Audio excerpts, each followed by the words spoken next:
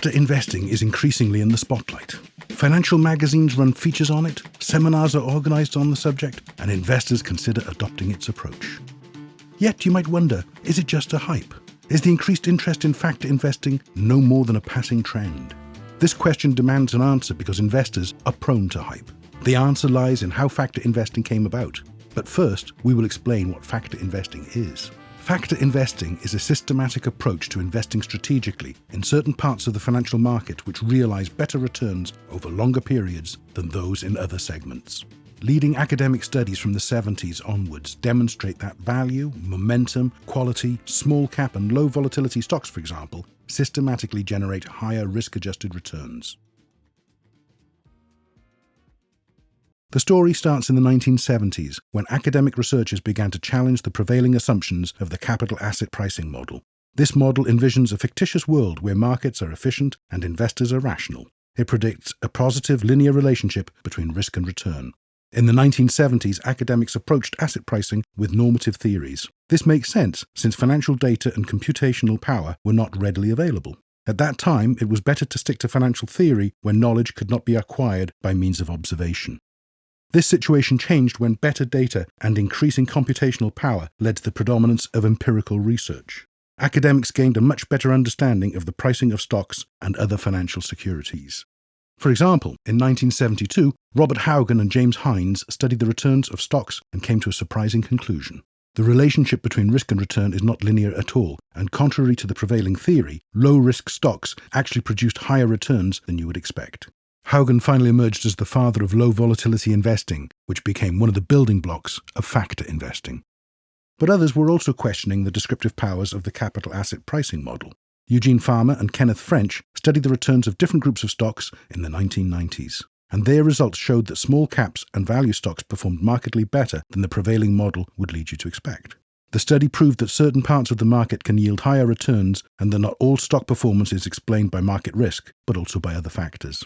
A further building block for factor investing was added in the early 90s.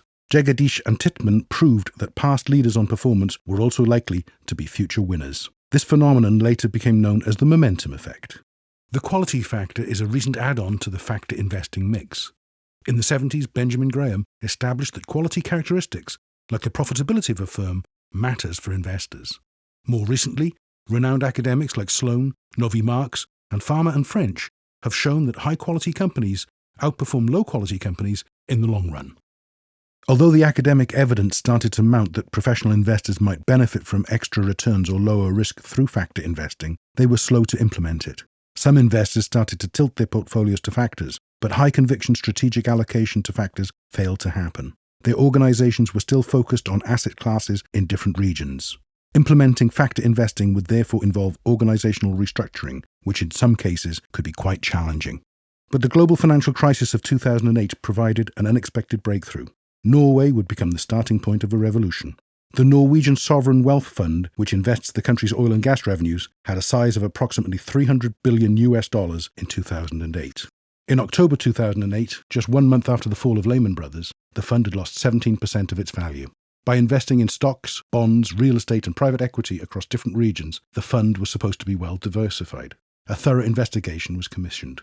The investigation into the fund's performance was headed by 3 famous academics, Ang, Gertzman and Schaefer.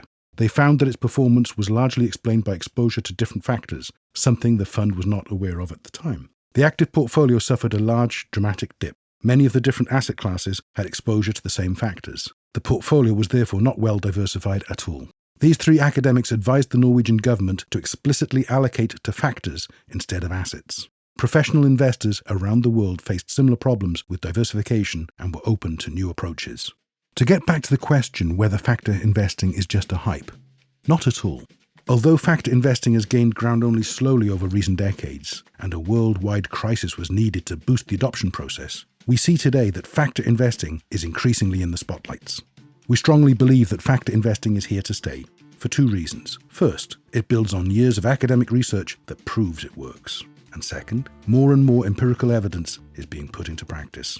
Growing numbers of institutional and professional investors already allocate part of their portfolio to factor investing. Some saw the potential of factor investing at an early stage.